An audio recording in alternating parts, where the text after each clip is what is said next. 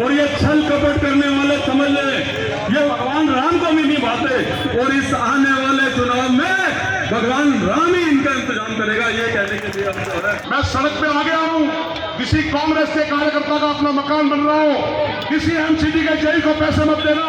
मैं आपसे कह रहा हूँ, मैं आपके साथ चलूंगा।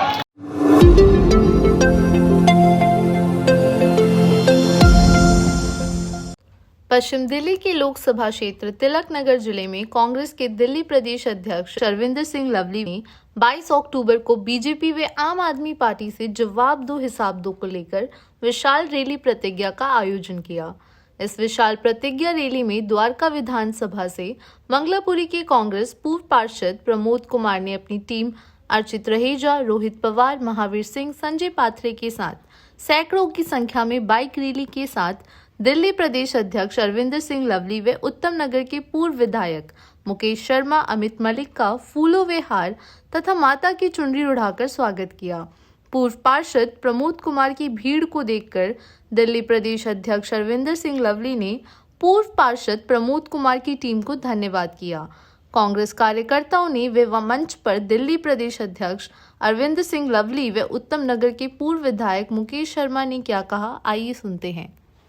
बाकी जिंदगी जो है उसको जो है आप स्वाभिमान के साथ काट जाओ, उसकी लड़ाई लड़ने के लिए कांग्रेस पार्टी सड़कों पे उतरी है।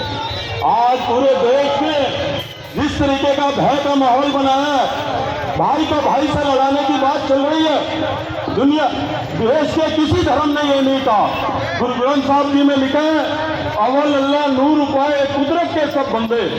आज रामलीला चल रही है, आज रामलीला चारों तरफ चल रही है, अष्टमी का दिन है, और तो हम लोग सब मिलकर दशहरा मनाएंगे। उस रामनवमी में भगवान राम ने अपने चालीसा में जिक्र किया, अपनी चौपाई में जिक्र किया है कि निर्मल जनमन सोई मुझे भावे, निर्मल जनमन सोई मुझे भावे, मोहे छल कपट छिद्र न भावे। तो जो निर्मल मन का व्यक्ति है, जो सबके साथ लेके चलता है, सबके साथ प्यार में रहता है, वही भगवान राम को पाता है। सुनो, मैं दिल्ली पुलिस का धन्यवाद करता हूं, रैली होने दी, लेकिन दिल्ली पुलिस को एक बात कहना चाहता हूं, कांग्रेस कमजोर जमात नहीं है। कांग्रेस का कार्यकर्ता एक समय में थाने में जाता था तो सच्चे को उसकी बात सुननी पड़ती थी।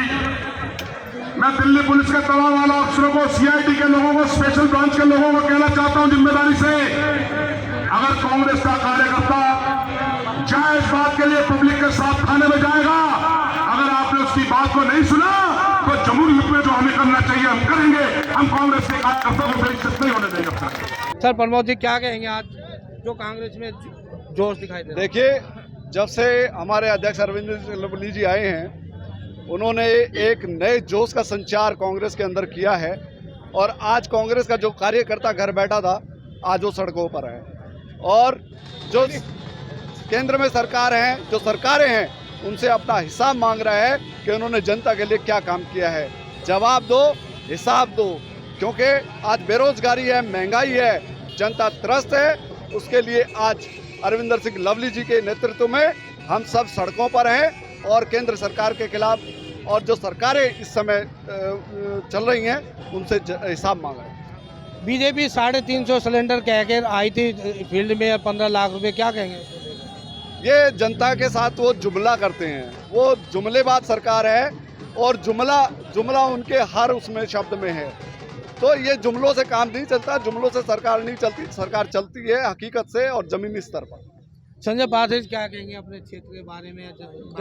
देखिए हमारा क्षेत्र तो, सच्चाई तो यह है कि हमारा क्षेत्र कांग्रेसी है, शुरू से कांग्रेस के साथ रहे सारे लोग, लेकिन कुछ बीच में ऐसी परिस्थितियां बनी, क्योंकि जुमले जो आज प्रमोद जी भी बोल रहे हैं, जुमले लोग बहक गए उस जुमलों में।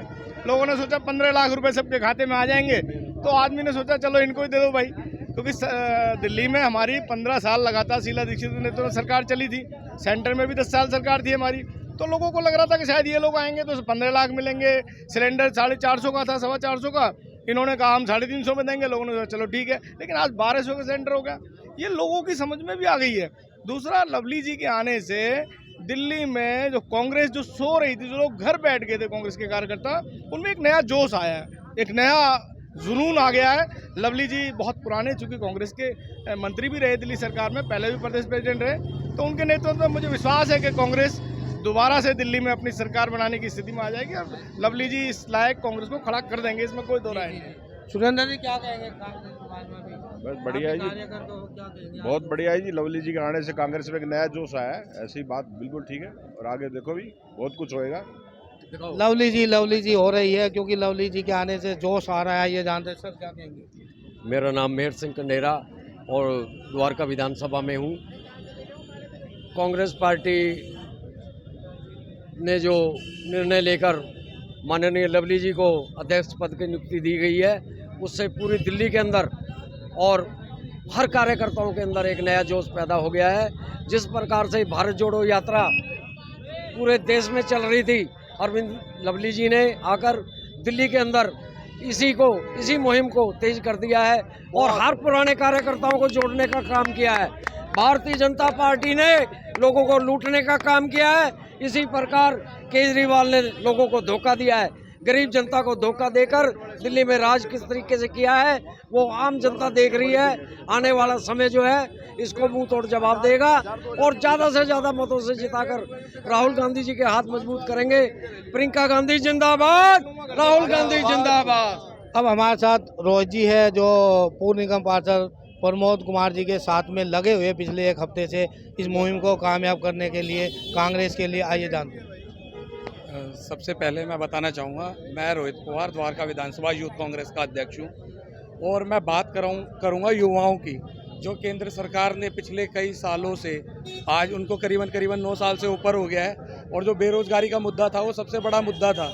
इन्होंने कहा था हम हर साल युवाओं को 2-2 करोड़ रोजगार देंगे, लेकिन ऐसा ज़मीन पे बिल्कुल झूठा है।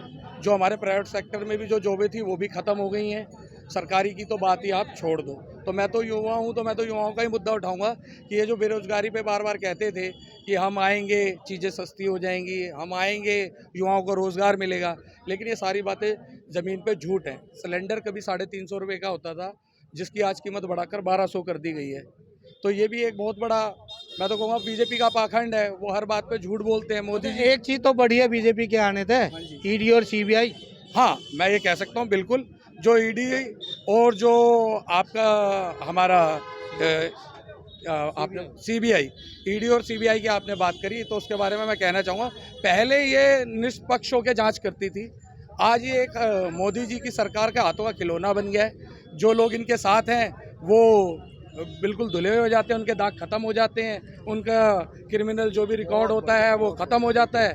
बाकी ये है जो उनके खिलाफ होता है उसके घर सुबह सुबह ईडी भेज देते हैं। तो मैं यही कहूँगा, ईडी और सीबीआई का दुरुपयोग कर रहे हैं मोदी जी। तो जय हिंद, जय भारत, जय कांग्रेस। आप देख सकते हैं महावीर जी है, इन्होंने अपने कविताएं में, शब्दों में बहुत कुछ कहा है जो बयान करती है मणिपुर को लेकर, लेकिन कांग्रेस वाले अब घर घर बता रहे हैं कि बीजेपी के क्या कारनामे किस तरह कर रही है, वो बता रहे हैं, समझा रहे हैं। आइए हम जान लेते हैं, एक यूथ भी हमारे साथ। क्या कहेंगे सर आप कांग्रेस को लेकर जो रैली है? धीरे धीरे लोगों के बीच में जो भ्रम टूट रहा है इन पार्टियों का, जो ये काम नहीं कर रही है, जुमलेबाज पार्टी है। और कांग्रेस ने बीते 15 जिलों में शीला दीक्षित की जब सरकार रही तो दिल्ली को बहुत सारे फ्लाईओवर, मेट्रो स्टेशन, रोजगार, IIT, स्कूल खोलने का जो काम किया है वो दिल्ली में शीला दीक्षित ने किया है। उन्हीं के में बीच में एजुकेशन मिनिस्टर रहे अरविंद सिंह लवली, उन्होंने सबसे अच्छा बेहतरीन एजुकेशन मिनिस्टर रहे। हमारी पार्टी ने कभी अपना प्रचार नहीं किया, और पार्टियां जो है अपना सिर्फ प्रचार करती हैं और प्रचार करके काम कम करती हैं। तो कांग्रेस का विचार लोगों के बीच में काम करने का ज़्यादा है, प्रचार करने का कम है। आज इस प्रतिज्ञा रैली में मुझे बड़ी खुशी हो रही है कि कांग्रेस फिर से जिंदा हो रही है और इतनी संख्या में लोग आए। मैं आभार प्रकट करता हूँ लोगों का भी, बहुत अच्छा लगा मुझे। प्रतिज्ञा रैली है, जवाब दो, हिसाब दो, लेकिन कौन जवाब देगा, कौन हिसाब देगा? महात्मा गांधी ने कहा था वो बोलते नहीं हैं, जो हमारे नेता हैं वो बोलते नहीं हैं। और महात्मा गांधी ने कहा था कि चुप रहना भी मौन स्वीकृति है। इसका मतलब जो हराड हुए, जो मतलब जो चोरियां हुई, चाहे अडानी की हो चाहे किसी को, वो इसका मतलब चुप है तो एक्सेप्ट करते हैं। ये बड़ा दुर्भाग्य, और देश के अंदर जो हो रहा है बहुत दुर्भाग्यपूर्ण हो रहा है। बलिदान चढ़ाया जाता है, बलिदान चढ़ाया जाता है जीवन का चौराहों पर। बलिदान चढ़ा, मणिपुर की घटना आप याद करें, बलिदान चढ़ाया जाता है जीवन का चौराहों पर, क्या ये देश टिकेगा हुल्लड़ों हत्याओं पर? ताकि ऐसा पुत्ता को भारत बलिदान चाहता है, इंदिरा नेहरू गांधी का खोया सम्मान चाहता है। महावीर अंकल के बारे में आपको बता रहा हूँ कि जब कांग्रेस में थे उस टाइम में महाबली मित्रा संसद में थे, इनको मालिक बनाया था। कम से कम हमारा झुग्गी झोपड़ी के 150 पेंशन बनवाए। अच्छा, उसके बाद महाबली मित्रा जी हार गए, उसके बाद बीजेपी के आ गए।